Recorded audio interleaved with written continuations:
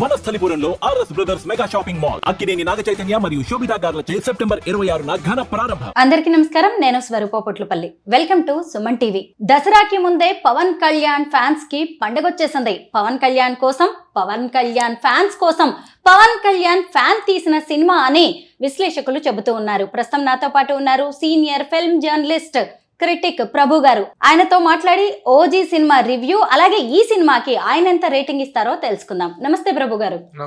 ఇన్ని రోజులు ఓజీ అంటే ఒరిజినల్ గ్యాంగ్స్టర్ అనుకున్నాం, కానీ సినిమా రిలీజ్ అయిన తర్వాత ఓజాస్ గంభీరా అని తెలిసింది. సినిమా స్టోరీ కూడా ఇంట్రెస్టింగ్ గా ఉన్నట్టుగా అనిపిస్తోంది.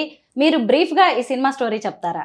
స్టోరీ అనేటువంటిది 1940లో జపాన్లో జరిగినటువంటి ఒక క్లాష్లో అక్కడ టేక్ ఆఫ్ జరిగి అక్కడ నుంచి 1980sలోకి రావటం, అక్కడ నుంచి వాళ్ళలో నుంచి తప్పించుకున్నటువంటి ఆ యుద్ధంలో అక్కడ జరిగినటువంటి గ్యాంగ్ వార్స్ నుంచి తప్పించుకున్నటువంటి ఒక కుర్రోడు రావటం, ఇండియాకి రావటం, అతనితో పాటు అక్కడ ప్రకాష్ రాజ్ సత్యదేవ్ అనమాట, ఆ సత్యదేవ అనేటువంటి అతను రావటం, అతన్ని ఆస్తుల్ని అతను సంపాదించుకొచ్చి ఓడలో తీసుకొస్తున్నటువంటి డబ్బుని సముద్ర దొంగలు కొట్టేస్తున్న సమయంలో ఈ కుర్రవాడు 15 ఏళ్ల కుర్రాడు అతను సేవ్ చేసి తీసుకురావడంతో వాళ్ళిద్దరి మధ్య ఒక బాండింగ్ ఏర్పడుతుంది. అతన్ని కోసం ఇతను నిలబడతాడు. ఆ సత్యదేవ్ అనేవాడు ఒక నిజమైనటువంటి వ్యక్తి. ఆ సత్యదేవ్ అంటే ప్రకాష్ రాజ్, ఈ కుర్రాడు పవన్ కళ్యాణ్. ఇదిగా అతని సామ్రాజ్యానికి ఇతను ఒక సంరక్షకుడుగా ఉంటాడు. అలాంటి ఉన్నటువంటి అనుబంధం అనేటువంటిది ఒకనొక సంఘటనలో విడిపోయి ఇతను బాంబే అనేటువంటి ఒక ఈ పోర్ట్ ఏరియాలో నుంచి తను వెళ్ళిపోతాడు. వెళ్ళిపోయిన తర్వాత వేరే ఒక బలమైన కారణంతో తిరిగి వస్తాడు. ఎందుకు తిరిగి వచ్చాడు, ఏం జరిగింది, తర్వాత కథా పరిణామాలు అనేటువంటి ఎలా జరిగినాయి అనేటువంటిది రిమైనింగ్ స్టోరీ.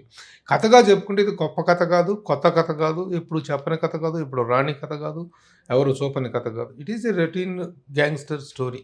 ఎన్నెన్నో గ్యాంగ్స్టర్ స్టోరీస్ వచ్చినాయి, వాటిలో this is one of such gangster story. కథగా కొత్తదేం కాదు, ప్రజెంటేషన్ అనేటువంటిది ఎలా ఉంది, దట్ ఈజ్ ఇంపార్టెంట్. ఆ పాయింట్ ఆఫ్ వ్యూలో it is a variety film, it is a good film, it is a watchable film. అంటే ప్రెజెంటేషన్ వైజ్ గా చూసినప్పుడు మీకు ఈ సినిమా బాగుంది అనిపించింది. అయితే జపాన్ లోని సమురాయ్ క్లాన్ గురించి, అలాగే గ్యాంగ్స్టర్స్, ఇంకా కొత్త కొత్త విషయాలు ఎన్నో కనిపిస్తూ ఉన్నాయి. అంటే జపాన్ నుంచి ఈ సినిమా ముంబైకి ట్రావెల్ చేస్తుంది, కానీ ఇది సామాన్యులకి ఎక్కే ఛాన్స్ ఉందా ఇలాంటి కథ? ఆ కథలో చెప్తున్నాను కదా, గ్యాంగ్స్టర్స్ రెగ్యులర్ గ్యాంగ్స్టర్ స్టోరీ. సామాన్యులకు ఎక్కేది ఉందా? సామాన్యులకు కదా, ఎవరికైనా కొన్ని మింగుడు పడిన అంశాలు అయితే గ్యారంటీగా ఉన్నాయి దీంట్లో. కథాపరంగా కథలో నరేషన్ కూడాను కొంత కన్ఫ్యూజ్ క్రియేట్ చేసినటువంటి number of flash backs, number of narrations, ఈ నాన్ లీనియర్ ఎడిటింగ్, వీటిల్లో కన్ఫ్యూజన్ క్రియేట్ అయినటువంటి మాట వాస్తవం. కానీ ఓవరాల్గా కొన్ని సీన్స్ని ప్రజెంట్ చేసిన విధానం బాగుంది. దీనికి ఏంటంటే మెయిన్ కారణకుడు డైరెక్టర్ సుజిత్ అనే అతనికి మొదటి నుంచి అతని ఫస్ట్ 2 సినిమాలు కానీ ఇప్పుడు ఈ సినిమా విషయంలో కానీ స్టైలిష్ ప్రజెంటేషన్ చేస్తాడు, చాలా గ్రాండ్గా ప్రజెంట్ చేస్తాడు అనేటువంటి ఒక టాక్ ఉంది అతనికి. అలాంటి ఒక పేరు ఉంది. కాబట్టి అతను కథ చెప్పినప్పుడు వెంటనే ఎందుకు ఒప్పుకున్నాడు పవన్ కళ్యాణ్ అంటే, ద రీజన్ ఈజ్ దట్ తనను ఒక అభిమాని గొప్పగా ప్రజెంట్ చేయగలడు, అభిమానులకు నచ్చే విధంగా, అభిమానుల కోరుకునే విధంగా ప్రజెంట్ చేయగలడన్న నమ్మకం. ఇప్పుడు ఒక పనికి ఒక వ్యక్తిని మనం నియమించుకుంటాం, పలానా వ్యక్తి పలానా దీంట్లో నిష్ణాతుడు అని మనం తీసుకున్న తర్వాత, ఇప్పుడు మామూలుగా మనం డైరెక్టర్స్నే తీసుకుందాం, ఎవరి దాకా ఎందుకు, ఒక జంధ్యాల గారిని తీసుకుంటే కామెడీ చిత్రాలు గొప్పగా తీస్తారు, ఈవీ గారిని తీసుకుంటే కామెడీ ఎంటర్టైన్మెంట్ ఇవి బాగా తీస్తాడు. అలాగే ఇతను సుజిత్ ప్రజెంటేషన్ అనేటువంటిది, హీరో ఎలివేషన్ అనేటువంటిది బాగా తీస్తాడు. ఇతని దగ్గర నుంచి we can't expect creative heights.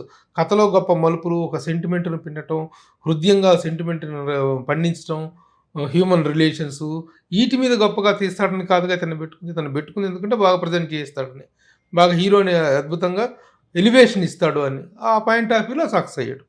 మిగతా కథ పాయింట్ ఆఫ్ వ్యూలో అంత గొప్పగా అతను సక్సెస్ కాలేదు. కథలో కొన్ని ఫ్లాస్ ఉన్నాయి, అది మాత్రం నిజం. అయితే ఇదే నేను కూడా టాక్ వింటున్నాను, ఎందుకంటే కంటెంట్ డ్రామా మీద కంటే ఇతర ఎలివేషన్స్ మీద ఎక్కువగా ఫోకస్ చేశారు డైరెక్టర్ అని.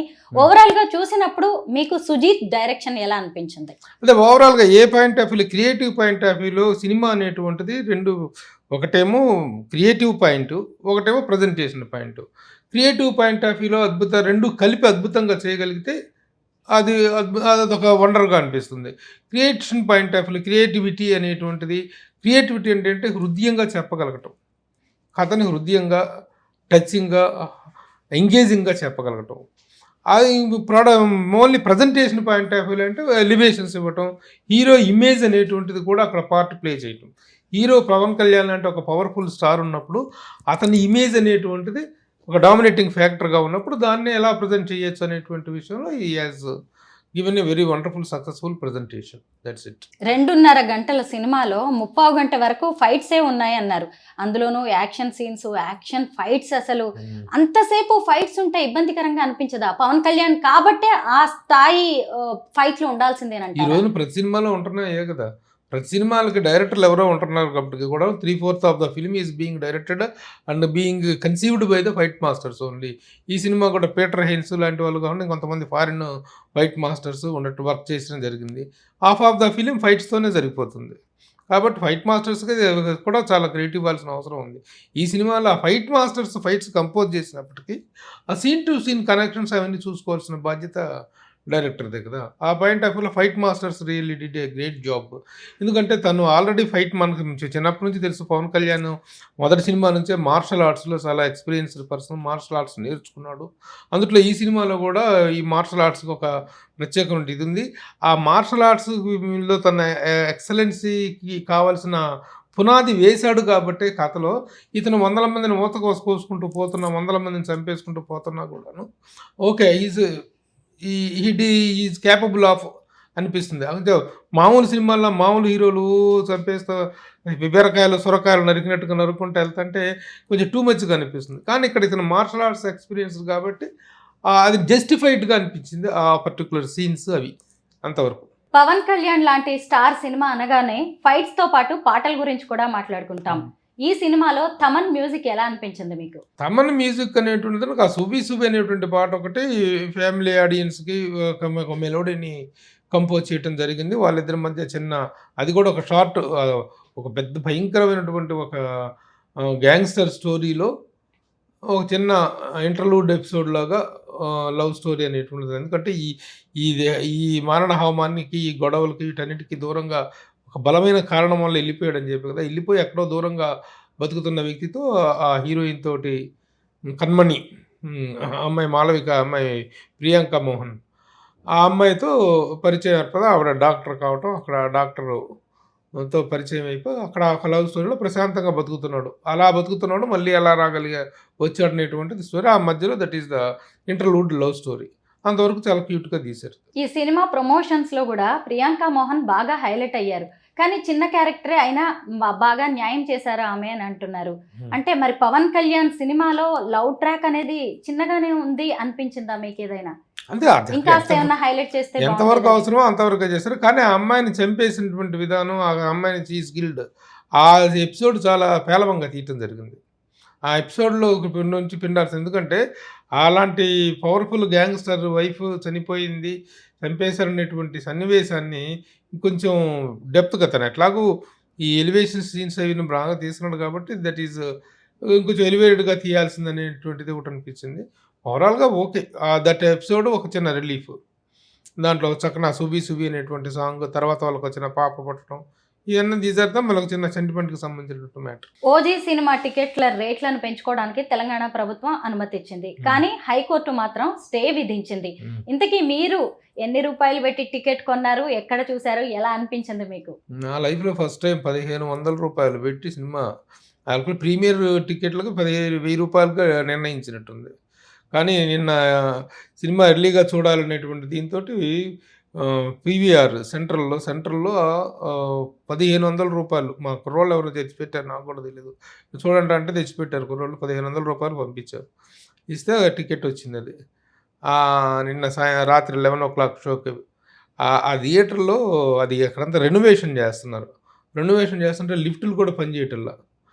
5 ఫ్లోర్లు లిఫ్ట్ లేకుండా పైకి ఎక్కేసి మొత్తం వేల మంది జనం లిఫ్ట్లు కూడా పనిచేయక థియేటర్లోకి ఎక్కేసేసి సినిమా చూస్తుంటే అన్ని 5 స్క్రీన్స్ ఫుల్ అయిపోయినాయి. ఇక ఆ క్రేజ్ చూస్తుంటే థియేటర్లోకి ఎంటర్ అవుతుంటేనే అందరూ ఎర్ర టవల్ కట్టుకొని, అమ్మాయిలు కూడా పవన్ కళ్యాణ్ ఇది ఉంది కదా ట్రేడ్ మార్క్ టవల్ ఒకటి, ఆ ట్రేడ్ మార్క్ టవల్స్తో వచ్చి థియేటర్లో చేసిన సందడి హడావుడు చూస్తే మతిపోయింది. అసలు ప్రశాంతంగా సినిమా చూడగలమని అంత భయం వేసింది. అంతగా ఉధృతంగా, అంత ఉద్వేగంగా ఉన్నారు. అంతే. మూసేసిన థియేటర్స్ ఓపెన్ చేసి మరి ప్రీమియర్స్ వేశారు అంటే పవన్ కళ్యాణ్ రేంజ్ ఏ స్థాయిలో ఉందో అర్థం నేను ఆ చేసుకోవచ్చు. ప్రీమియర్ షోస్ కానీ ఆల్ ఓవర్ ఇక్కడే కదా, ఎక్కడ అవకాశం ఉంటే అక్కడ షోలు పడ్డాయి నిన్న. టికెట్లు రేటు మామూలుగా వీళ్ళు టికెట్ రేట్లు పెంచేశారు, దోపిడీ చేస్తున్నారు, అది ఇది టికెట్ రేట్లు పెంచుకోవటం అన్యాయం, అది ఇది అని చెప్పేసి పిచ్చివాగులంతా వాగుతుంటారు. అసలు 1500 కాదు, 1000 రూపాయలు ప్రీమియర్ షోలకు పెడితే ఆ టికెట్ 2500, 3000 కూడా కొనుక్కొని చూసినటువంటి వాళ్ళు ఉన్నారు. మరి అలాంటి వాళ్ళకి వీళ్ళేం సమాధానం చెప్తారు? వీళ్ళు చేశారా మిగతా దోపిడీ? గవర్నమెంట్ మామూలుగా ప్రీమియర్ షోకి 1000 రూపాయలకి అనుమతి ఇచ్చింది. మరి 2500, 3000, 1500 ఇట్లా పెట్టి కొనుక్కున్న వాళ్ళందరూ ఎందుకు కొనుక్కున్నారు? సినిమా మీద ఉన్న క్రేజు, పవన్ కళ్యాణ్ మీద ఉన్న క్రేజు ఆ స్థాయిలో ఉంది. That's all. అది దాంట్లో దోపిడీ ఏం లేదు. ఎవరి ఇష్టం వాళ్ళది. ఇష్టమైన వాళ్ళు కొనుక్కుంటారు తప్ప ఇష్టం లేకుండా పీక మీద కత్తి పెట్టి నువ్వు సినిమా చూస్తావా, ఎంత పెట్టి 3000 పెట్టి కొంటావా, అదే 1000 రూపాయలు పెట్టి కొంటావా చేస్తావా అని అడిగితే అడగడు కదా. పవన్ కళ్యాణ్ ఒక హీరో మాత్రమే కాదు, ఏపీ డిప్యూటీ సీఎం, జనసేన అధ్యక్షుడు. ఆయన ఎంత బిజీగా ఉంటారో మనందరికీ తెలిసిందే. అయితే ఈ సినిమా కోసం 30 days కాల్ షీట్స్ కూడా అడ్జస్ట్ చేయాల్సి వచ్చిందంట ఆయన. సో ఈ సినిమా ఏదైనా హడావిడిగా చుట్టేసినట్టుగా ఎక్కడైనా అనిపించిందా మీకు? ఎప్పుడైనా సినిమా ఇన్ని సంవత్సరాలు నడిచినప్పుడు మధ్యలో ఆ కంటిన్యూటీస్ మెయింటైన్ చేస్తూ సినిమాని తీసుకురావటం దర్శకుడికి కత్తి మీద సామం. నిజంగా చుట్టేసిన ఇది అయితే లేదు, కానీ ఇంత ప్రొలాంగ్డ్ ఇది చేయటం అనేటువంటిది వీళ్ళకే కదా. ఇప్పుడు పవన్ కళ్యాణ్ అంటే ఇప్పుడు పొలిటికల్గా బిజీగా ఉన్నారు కాబట్టి ఆయన ఎక్కువ టైం కేటాయించలేకపోవటంలో న్యాయం ఉంది. కానీ చాలామంది హీరోల సినిమాలు 3 సంవత్సరాలు, 2 సంవత్సరాలు, సంవత్సరంన్నర, 2 ఏళ్ళు సినిమాలు తీస్తూ ఉన్నారు. అంత సంవత్సరాల పాటు ఆ క్రియేటివ్ ఆ స్టఫ్ మొత్తాన్ని బ్రెయిన్లో మెయింటైన్ చేయటం అనేటువంటి డైరెక్టర్లకు కత్తి మీద సాము అయితే, నిర్మాతలకు ఆ వడ్డీలు, ఆ డబ్బులు, ఆ పెట్టుబడులు ఇవన్నీ కూడా అవి కూడా చాలా తలకమించిన భారం అవుతున్నాయి. ఎన్ని కోట్లు వసూలు చేసినా, ఎంత రెవెన్యూ ఇనిషియల్ డేస్లో రాబట్టుకున్నప్పటికీ కూడాను పెట్టిన పెట్టుబడులకు వస్తున్న లాభాలకి మధ్య పొంతన లేని పరిస్థితి ఏర్పడుతుంది. కాబట్టి చెయ్యదలుచుకుంటే సినిమాలు దానికంటూ ఒక పర్టికులర్ టైం కేటాయించాలి. ఏ హీరో అయినా సరే, ఒక పవన్ కళ్యాణ్ అంటే రాజకీయంగా బిజీగా ఉండొచ్చు, మిగతా ఈ హీరోలు ఎవరైనా సరే నిర్మాణ వ్యయం అనేటువంటిది అనవసరంగా పెరగటానికి కాలయాపన అనేటువంటిది కరెక్ట్ కాదు. దానివల్లనే ఇలాంటి సినిమాలన్నీ కూడాను చాలా హై బడ్జెట్, దాదాపు ఒక్కొక్క సినిమాకి, ఏ పెద్ద సినిమాకైనా సరే 60 నుండి 70 కోట్ల రూపాయలు దాదాపు వడ్డీల రూపంలో కడుతున్నారు నిర్మాతలు. ఆ పద్ధతి, ఆ నిర్లక్ష్యము ఇది మాత్రం పోవాలి.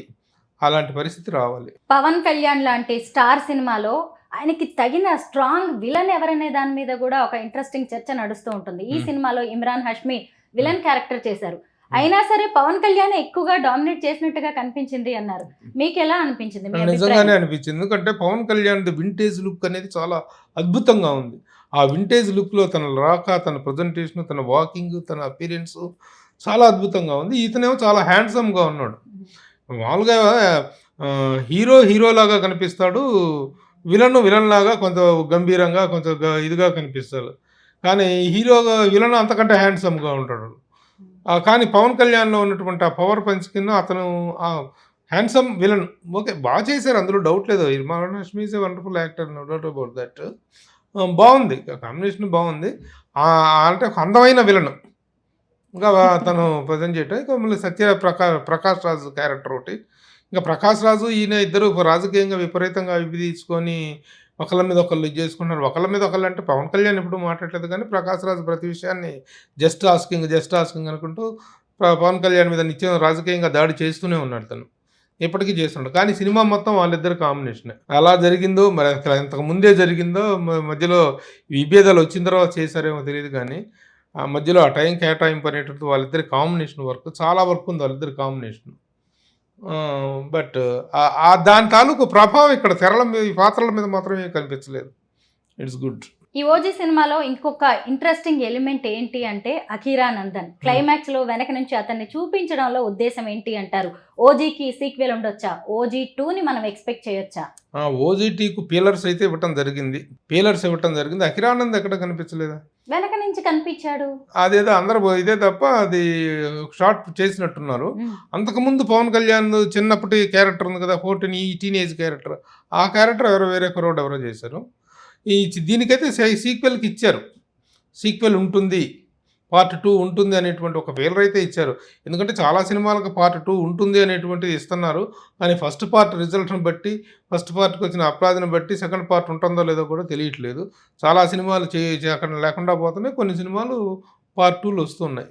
ఇది ఉంటుందా లేదా అన్నట్టు I have to wait and see. ఇప్పుడు ఒక సినిమా సక్సెస్ అయింది, బ్లాక్ బస్టర్ కొట్టింది, బంపర్ హిట్ కొట్టింది అని మాట్లాడుకోవడమే కాకుండా అసలు ఎన్ని కోట్ల క్లబ్ లో చేరింది అనే దాని మీద కూడా మంచి ఇంట్రెస్టింగ్ డిస్కషన్ అయితే నడుస్తుంది. అయితే ఓజీ సినిమా మీద మీ ఎక్స్పెక్టేషన్ ఏంటి? ఎలాంటి రికార్డ్స్ క్రియేట్ చేయబోతోంది అంటారు? అంటే వరల్డ్ వైడ్‌గా ఇక్కడ ఇండియాలో పాన్ ఇండియా సినిమాగా వరల్డ్ వైడ్‌గా కూడాను రిలీజ్ అయింది.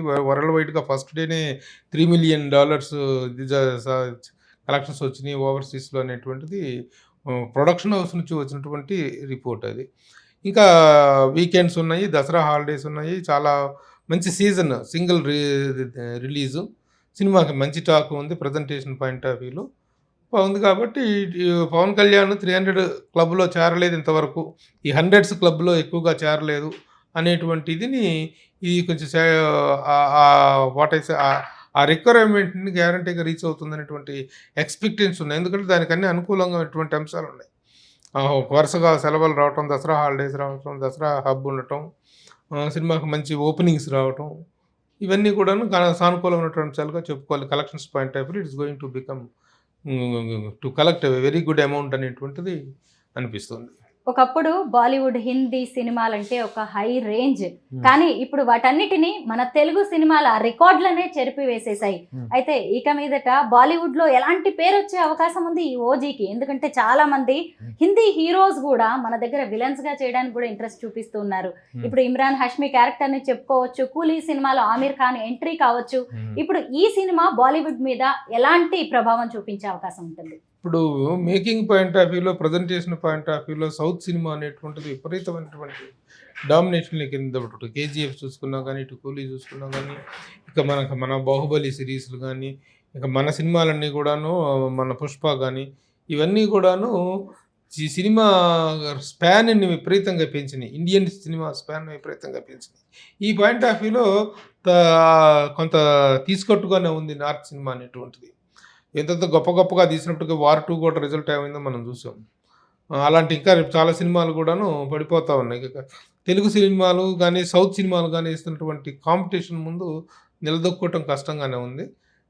బట్ ఈ సినిమా కూడాను పవన్ కళ్యాణ్కి ఉన్నటువంటి ప్లస్ ఏమిటంటే, స్టార్గా ఎలాంటి ఎంత ఇమేజ్ అయితే ఉందో, పొలిటికల్గా కూడా had become a political star. Pan India star అనేటువంటిది చాలామందికి ఓన్లీ చేసిన సినిమాలను బట్టే ఉంటుంది.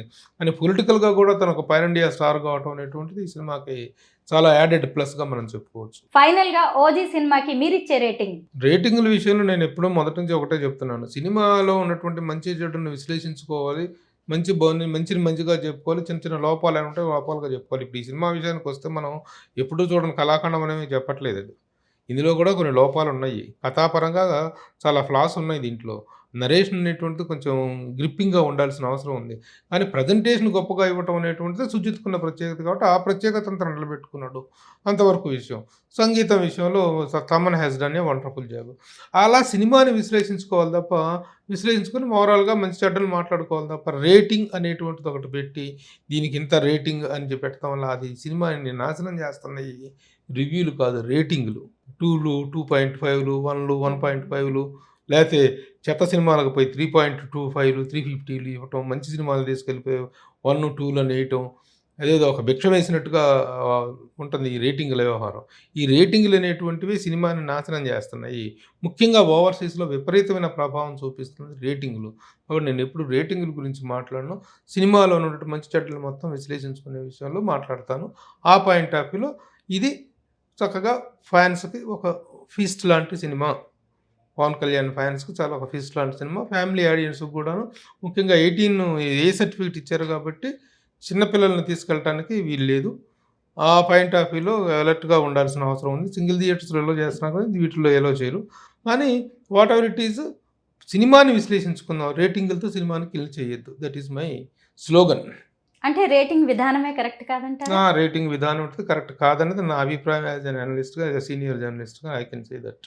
ఓజీ సినిమా మీద మీ రివ్యూ ఎక్సలెంట్ గా ఉంది. చూడాలి ఎన్ని రికార్డ్స్ ని బ్రేక్ చేస్తుందో ఈ సినిమా. Thank you so much Prabhu గారు. ఓకే. సుమన్ టీవీలో మీ పర్సనల్ అండ్ బిజినెస్ ప్రమోషన్స్ కోసం కింది నెంబర్కి కాంటాక్ట్ చేయండి.